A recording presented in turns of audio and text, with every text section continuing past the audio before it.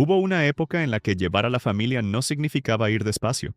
A finales de los años 50, mientras la mayoría miraba a los grandes coupés y a los muscle que empezaban a dominar las conversaciones, en silencio estaba ocurriendo algo mucho más interesante en las carreteras americanas.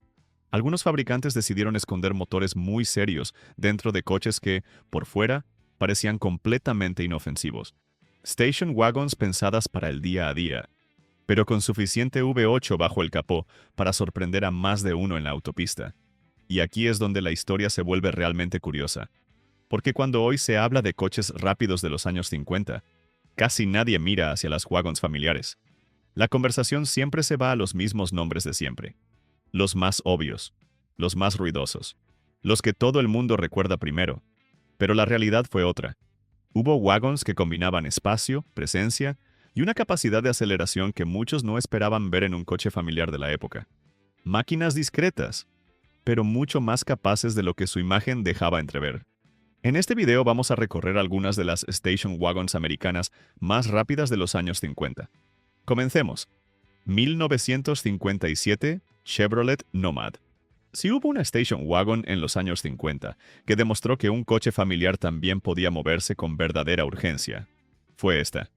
Cuando el Nomad apareció en 1957, Chevrolet no estaba intentando construir la wagon más rápida del país.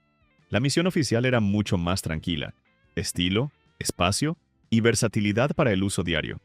Pero en una de sus configuraciones más ambiciosas, este modelo escondía algo que cambiaba completamente la historia: la inyección mecánica Rochester. Y en ese momento, muy pocas wagons podían presumir de algo parecido. Visualmente ya transmitía una actitud distinta. La línea de techo inclinada, la parte trasera más deportiva y las proporciones más compactas hacían que el Nomad se sintiera menos utilitario que la mayoría de sus rivales familiares. Era práctico, sí, pero no parecía resignado a ser lento. Y cuando miramos lo que realmente importa en este video, la velocidad, el dato clave lo explica todo.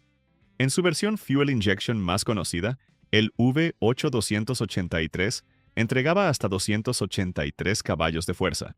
Para 1957, en una wagon de tamaño familiar, esa cifra colocaba al Nomad en un territorio sorprendentemente serio en carretera abierta.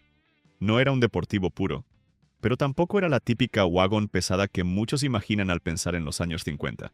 La respuesta al acelerador era mucho más viva de lo esperado, y en autopista este Chevrolet podía mantener ritmos que dejaban atrás a más de un coche aparentemente más deportivo.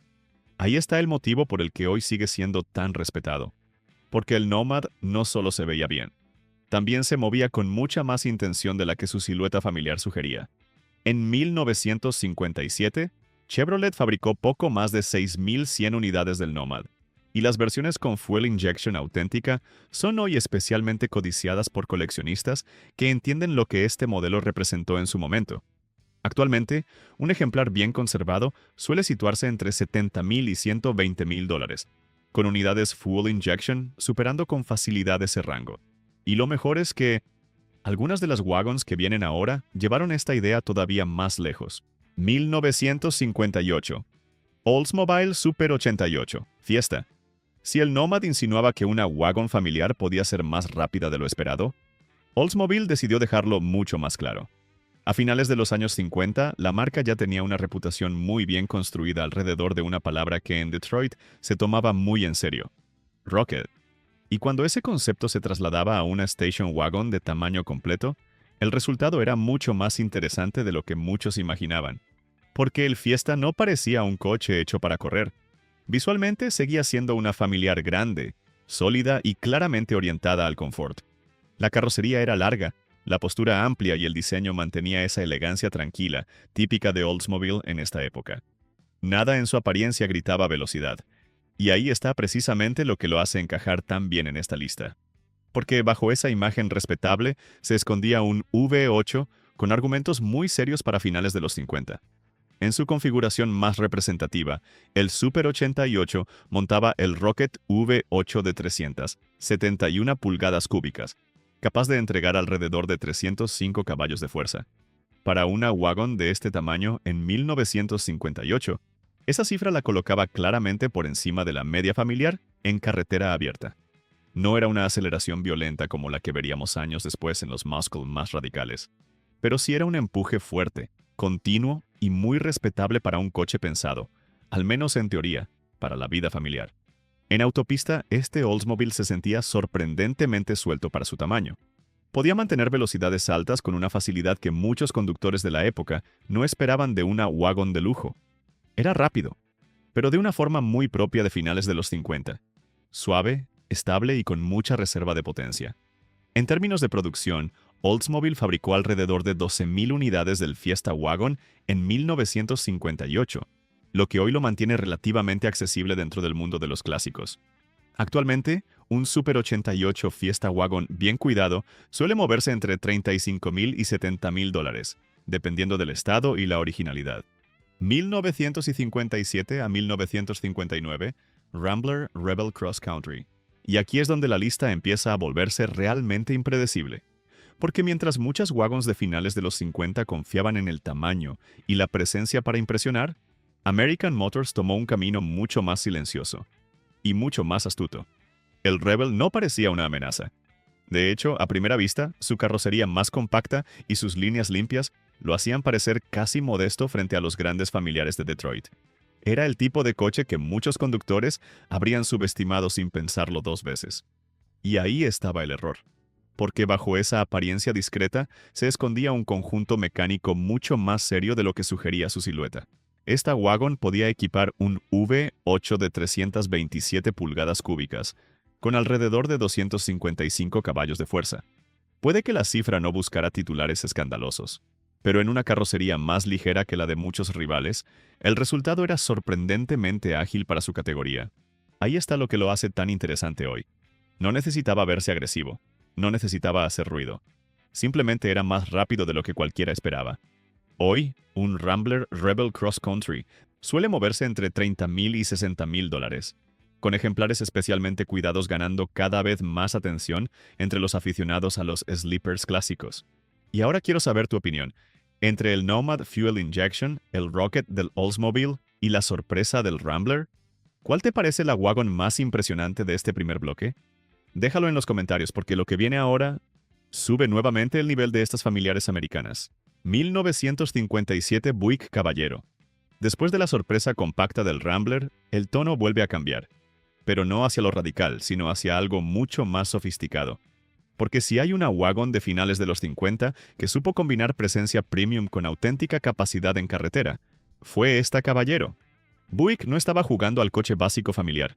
Aquí la intención era clara desde el principio: ofrecer confort serio, sin renunciar a la reserva de potencia que el público americano empezaba a esperar. Visualmente, la Caballero transmite exactamente eso. La carrocería es larga, baja y muy bien proporcionada para su tamaño. El tratamiento del techo, el abundante pero bien integrado uso del cromo y la postura firme sobre el asfalto la colocaban claramente por encima de la típica wagon utilitaria. Se sentía más cercana a un gran turismo familiar que a un simple vehículo práctico. Pero en este video lo importante es otra cosa: la velocidad potencial. Y Buick tenía con qué respaldarla. En 1957, la Caballero podía montar el conocido V8 Nailhead de 364 pulgadas cúbicas, con cifras que rondaban los 300 caballos de fuerza. Para una wagon de lujo de este tamaño, ese nivel de potencia la mantenía perfectamente competitiva en autopista, frente a muchos coches aparentemente más deportivos. No era una salida violenta desde parado. Era algo más propio de Buick en esta época.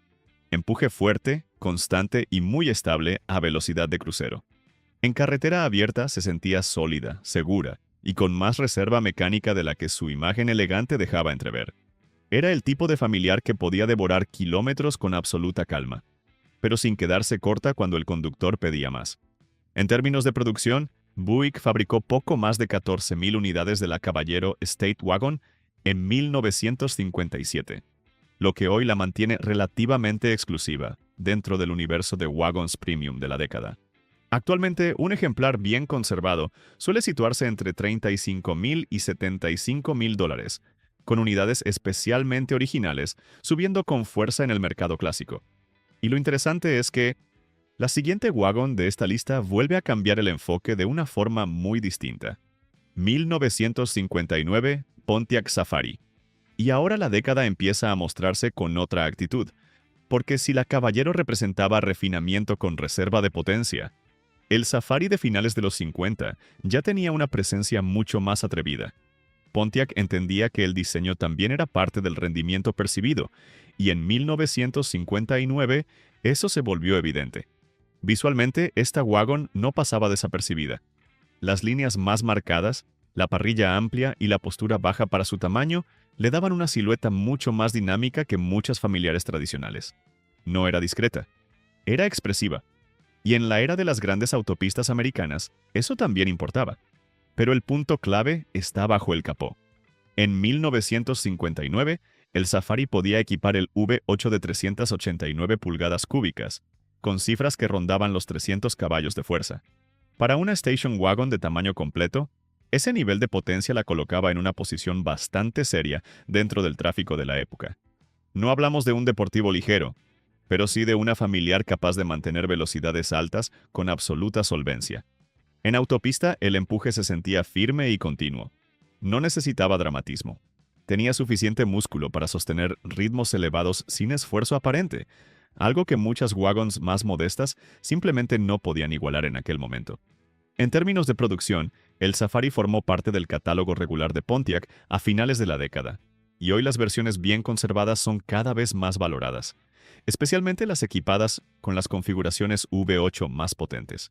Actualmente, un Pontiac Safari de 1959 en buen estado suele situarse entre $30,000 y $65,000, dependiendo de la especificación y originalidad. 1957 a 1959, Mercury Colony Park. Y ahora entramos en un terreno donde la velocidad se disfrazaba de pura elegancia americana. Porque si el Pontiac ya insinuaba músculo bajo una carrocería familiar, el Colony Park jugaba a algo más sutil.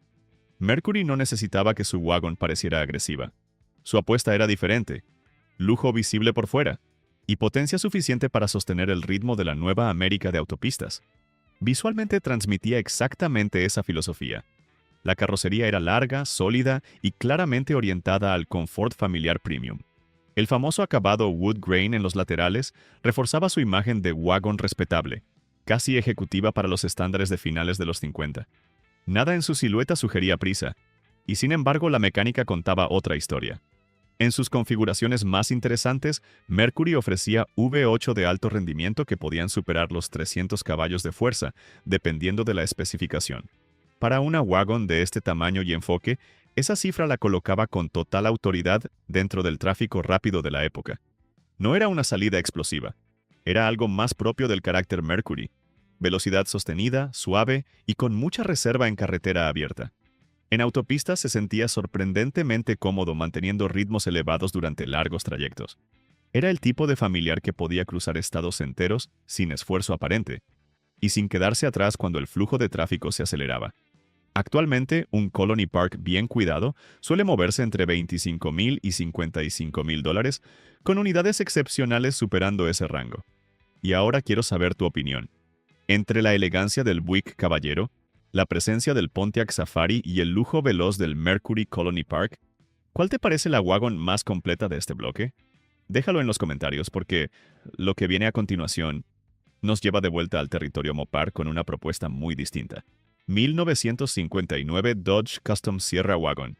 Y ahora la conversación vuelve a ponerse más seria. Porque si el Colony Park apostaba por velocidad suave envuelta en lujo, Dodge decidió mantener las cosas mucho más directas. A finales de los años 50, la marca ya tenía claro que incluso una wagon familiar debía sentirse sólida cuando el conductor pedía más. Y el Custom Sierra lo dejaba bastante claro. Visualmente, no intentaba disfrazarse de coupé elegante ni de familiar delicada. La carrocería era grande, sí, pero también transmitía una sensación de robustez muy propia de Mopar en esta época. Las líneas eran firmes, la postura amplia y el conjunto sugería que había más carácter bajo la superficie de lo que parecía a primera vista. No era sutil, pero tampoco lo necesitaba, porque en este caso el argumento principal volvía a estar en la mecánica.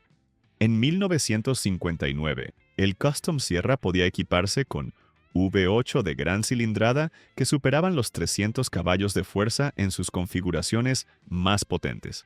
Para una wagon de tamaño completo, eso la colocaba cómodamente dentro del grupo de familiares capaces de mantener ritmos rápidos en la nueva red de autopistas americanas.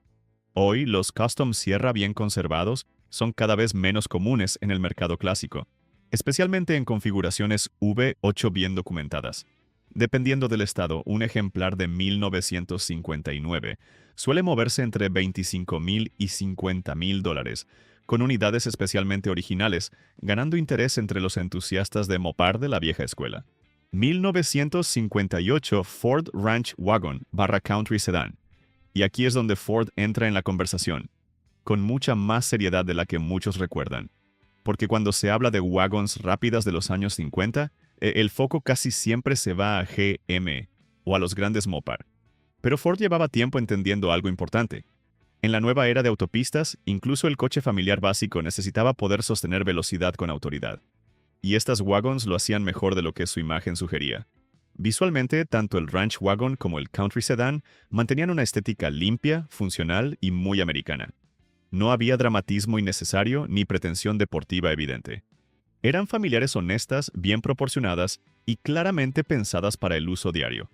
Pero este video no va de apariencias. Va de lo que ocurría cuando el acelerador bajaba hasta el fondo. En sus configuraciones V8 más potentes, Ford ofrecía motores que rondaban los 300 caballos de fuerza a finales de la década. En una wagon de tamaño completo, eso era más que suficiente para mantener ritmos de autopista con absoluta solvencia frente a gran parte del tráfico de la época. No era la más llamativa del grupo, pero sí una de las más competentes cuando la carretera se abría. El comportamiento en viajes largos era especialmente convincente. Aceleración progresiva, buena estabilidad en línea recta y esa sensación típica de los Ford grandes, de finales de los 50, siempre con algo de reserva bajo el pie derecho. Durante 1958, Ford produjo estas wagons en volúmenes relativamente altos comparados con algunos rivales más exclusivos, lo que hoy las mantiene accesibles dentro del mundo clásico. Aún así, los ejemplares bien conservados con V8 de alta especificación son cada vez más buscados por quienes quieren una familiar de época realmente utilizable. Actualmente, un Ranch Wagon o Country Sedan de 1958 en buen estado suele moverse entre $20,000 y $45,000, dependiendo de la configuración y originalidad. 1956 Chrysler New Yorker Town y Country.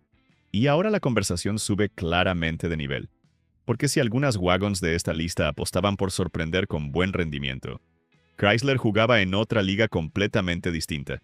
Aquí la velocidad no venía disfrazada de familiar básica.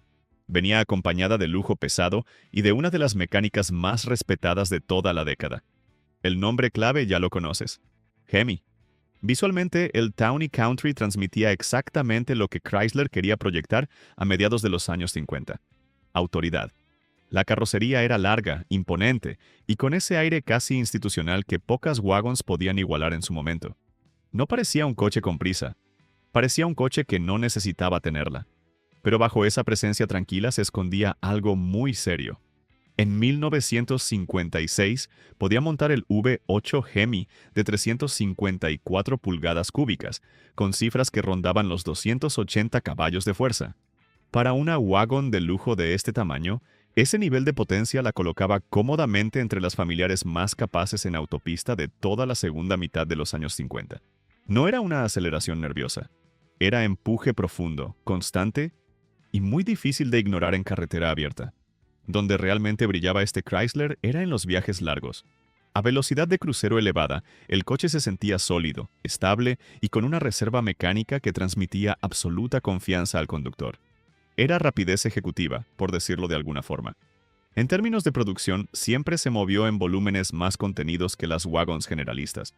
Y hoy los ejemplares bien conservados, especialmente con el Hemi correctamente documentado, son cada vez más apreciados por coleccionistas serios. Actualmente, un New Yorker Town y Country de 1956 en buen estado suele situarse entre $35,000 y $75,000, con unidades excepcionales superando ese rango. Y ahora sí, nos acercamos al cierre con una wagon que decidió apostar por una receta mucho más directa y sorprendente para finales de los años 50. 1957 a 1959, Plymouth Suburban. Y para cerrar esta lista, volvemos a una filosofía que en los años 50 podía ser peligrosamente efectiva: velocidad sin alardes. Porque si algunos modelos que vimos hoy apostaban por lujo visible o por presencia dominante, Plymouth decidió jugar una carta diferente con el Suburban. Sobre el papel, era simplemente otra familiar americana más. En la práctica, podía ser mucho más rápida de lo que muchos esperaban. Visualmente, se mantenía fiel a la receta Plymouth de finales de los 50. Líneas limpias, proporciones equilibradas y una postura firme pero sin dramatismo innecesario. No tenía el espectáculo del Pontiac ni la autoridad del Chrysler, y precisamente por eso pasaba desapercibido con facilidad. Era el sleeper perfecto. Pero bajo esa apariencia contenida, Plymouth ofrecía algo que encaja muy bien con el tema de este video. En 1957, esta wagon podía equiparse con V8 que superaban los 300 caballos de fuerza en sus configuraciones más ambiciosas. En una carrocería relativamente bien proporcionada para su tamaño, ese nivel de potencia le daba al Suburban una capacidad en autopista mucho más seria de lo que su imagen familiar sugería.